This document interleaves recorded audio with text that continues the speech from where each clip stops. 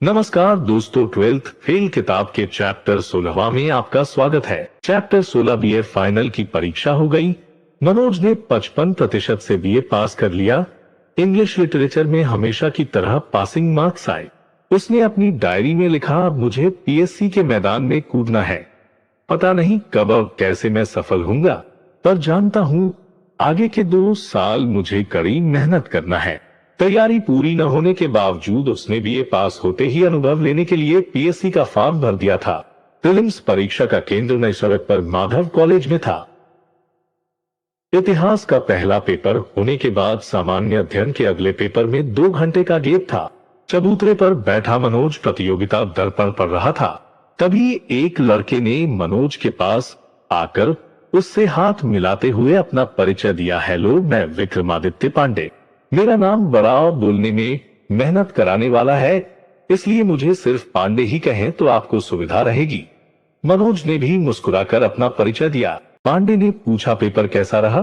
फिर बिना मनोज का कोई जवाब सुने खुद ही बोलने लगा, वैसे तो परीक्षा हॉल के बाहर निकलते ही सभी के 100 में से 90 प्रश्न सही होते हैं, पर जैसे जैसे उन प्रश्नों को किताबों से चेक करते हैं, सही उत्तर कम होने लगते हैं। मनोज ने कहा, मुझे लगता है कि मेरे 80 सही है। पांडे, फिर तो तुम्हारी प्रीलिम्स नहीं निकलेगी।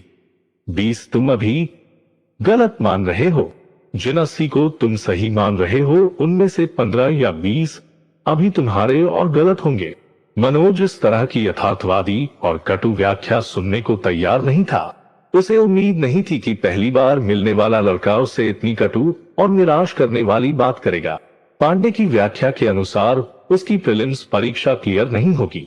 लग तो उसे भी रहा था कि वह आज की परीक्षा क्लियर नहीं कर पाएगा। उसकी तैयारी तो अभी शुरू ही हुई थी।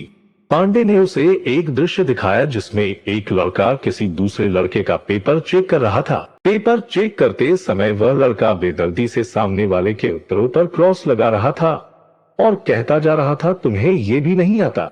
इतना सरल प्रश्न गलत कर दिया। ये तो मुझसे सोते समय भी पूछ लो। इसका ये उत्तर नहीं है बल्कि सी है। मुश्किल है भाई इस बार तुम्हारा प्रीलिम्स क्लियर होना। और कभी तुम्हें यदि गाइडेंस चाहिए तो मेरे कमरे पे। पांडे ने दृश्य दिखाते हुए कहा। मनोज से कहा, देखो वो लड़का मेरा मित्र है, पास ही दतिया जिले के इंदरगढ़ गांव का रहने वाला है। पिछले साल उसकी प्रीलिम्स क्लियर हो गई थी, पर मुख्य परीक्षा में पास नहीं हो पाया था। प्रीलिम्स में उसका कॉन्फिडेंस बहुत हाई है। पांडे ने उस लड़के को आवाज लगाई, गुप्ता इते आओ। कैसो गो पेपर? गुप्ता बुंदेलखंड के थे, इसलिए पांडे ने उनसे बुंदेलखंडी में बात की। गुप्ता बहुत प्रसन्न और आत्मविश्वास से भरे हुए थे। उनका ये आत्मविश्वास पिछले साल प्रीलिम्स पास करने के कारण अधिक था। बहुत बढ़िया गो धांसू, जो समझो के फाड़ दो। 100 में से 97 सही है, 3 डाउट में है। गुप्ता के बड़बोलेपन पर पांडे को यकीन नहीं हुआ। पांडे ने गुप्ता के प्रश्नों को जांचना शुरू किया। गुप्त वंश की स्थापना चंद्रगुप्त प्रथम ने नहीं की थी, श्रीगुप्त ने की थी। ये गलत हो गया, तुम सही मान रहे थे। लो, एक और गलत हो गया। सल्तनत काल में लॉ और वक्त की नीति अलाउद्दीन खिलजी ने नहीं चलाई थी, बलबन ने चलाई थी। वहीं बैठे बैठे पांडे ने गुप्ता के 10 प्रश्न गलत कर दिए। गुप्ता को पांडे के साथ अब मजा नहीं आ रहा था। अपने प्रश्न गलत देखकर गुप्ता थोड़ा दुखी भी हो गया था। पांडे के इन्हीं दुर्गुणों के कारण गुप्ता उसे पसंद नहीं करता था। उसने पांडे से पेपर छीना और बोला, कमरा पे जाके चेक करेंगे, तुम्हारी बात काय माने। ये सब गलत नहीं है, फिर भी इन्हें हम डाउट में डाल देते हैं। गुप्ता चला गया। पांडे ने मनोज से गुप्ता से उसके व्यक्तित्व का मूल्यांकन करते हैं कहा, थोथा चना बाजे घना। मनोज को पांडे की बातों में अब रस आने लगा। पांडे मनोज से ऐसे बात कर रहा था जैसे उसका बहुत पुराना दोस्त हो। उसने पांडे को अपने कमरे का एड्रेस दे दिया। उसे उम्मीद थी कि पांडे पढ़ाई में साथ देने वाला बढ़िया स्टूडेंट हो सकता है। पांडे को भी मनोज एक गंभीर स्टूडेंट लगा। पांडे के घर से मनोज का कमरा ज्यादा दूर नहीं था, इसलिए पांडे हर दूसरे तीसरे दिन उसके कमरे पर जाने लगा। इतने दिनों में पांडे ये जान गया था कि मनोज एक योग्य और गंभीर स्टूडेंट है। दोनों की अच्छी दोस्ती हो चुकी थी। पांडे के नियमित उसके कमरे पर जाने और पढ़ाई पर डिस्कशन से मनोज की पढ़ाई भी अच्छी होने लगी। मनोज के पिता अभी भी सस्पेंड थे। उस पर उन्होंने कंगाली में आटा गीला कर दिया। सस्पेंशन के बाद उन्हें डिंडोरी से झाबुआ अटैच कर दिया गया था, पर पिता ने इस अटैचमेंट को अपने सम्मान के विरुद्ध माना और वे झाबुआ नहीं गए। अब उन्हें आधी तनख्वाह मिलना भी बंद हो गई। आर्थिक समस्या विकराल हो गई। मनोज को अब महीने के 1000 रुपए मिलने भी बंद हो गए। व्यवहार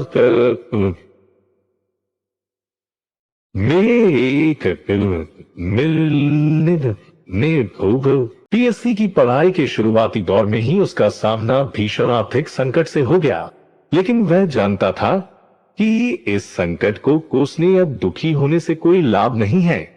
इसलिए उसने ये तय किया कि वह अब कोई काम करेगा, बच्चों को ट्यूशन पढ़ाएगा।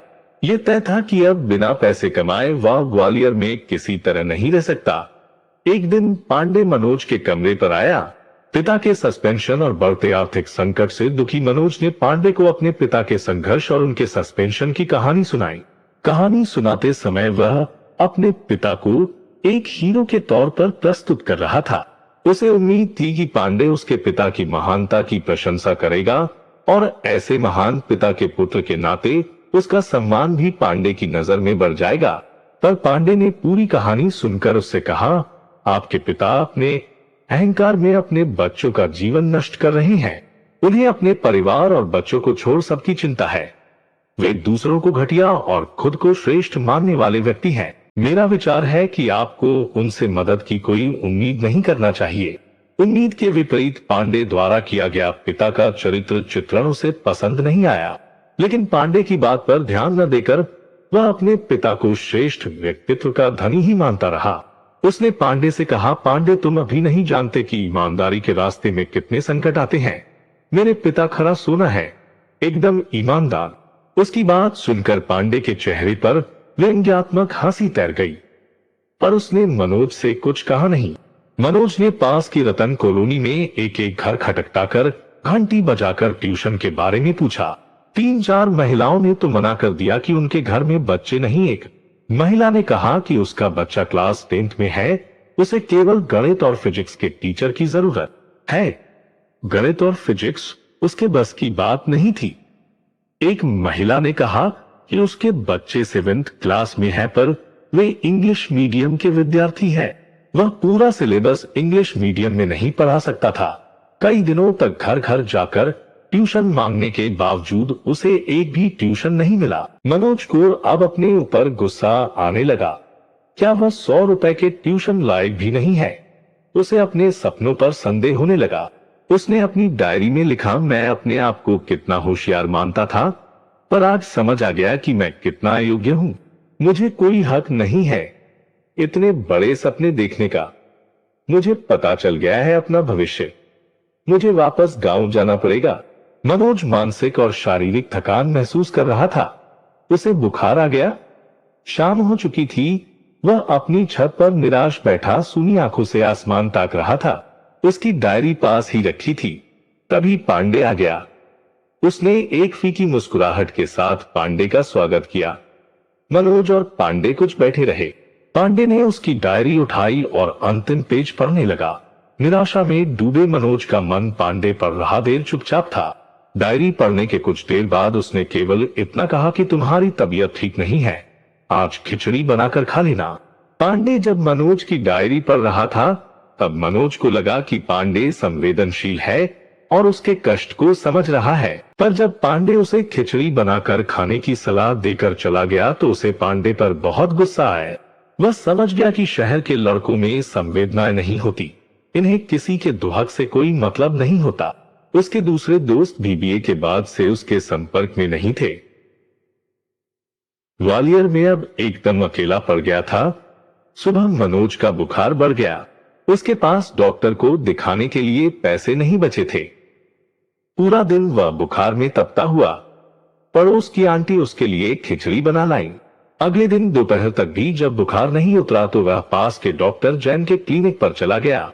डॉक्टर के सामने बैठकर उसने सबसे पहले कहा, सर मेरे पास आपकी फीस देने को पैसा नहीं है। उसे लगा कि उसकी सच्चाई और दुहक से डॉक्टर उसे बिना फीस के देख लेगा और दवा दे देगा। पर डॉक्टर सावित्री भोजनालय के युवा मालिक जैसा भावुक और सरल नहीं था।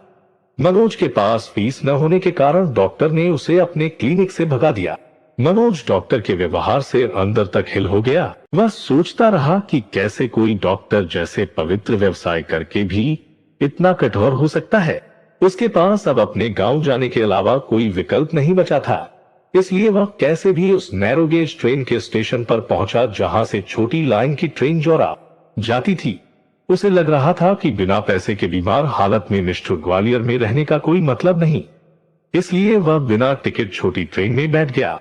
उसे कोई याद नहीं कि वह किस बेहोशी की अवस्था में ट्रेन में 3 घंटे बैठा रहा और कैसे अपने गांव पहुंच गया। चैप्टर 16वां समाप्त हुआ। अब चैप्टर 17वें में मिलते हैं। धन्यवाद।